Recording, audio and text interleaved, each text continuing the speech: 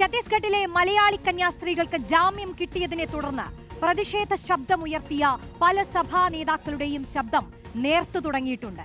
Thalassery archbishop Mar Joseph പാംപ്ലാനിയിൽ നിന്നായിരുന്നു തുടക്കം. ഇന്നിപ്പോൾ പ്രതിഷേധത്തിൽ നിന്ന് പിന്മാറാൻ താമരശ്ശേരി രൂപതയും തീരുമാനിച്ചിരിക്കുന്നു.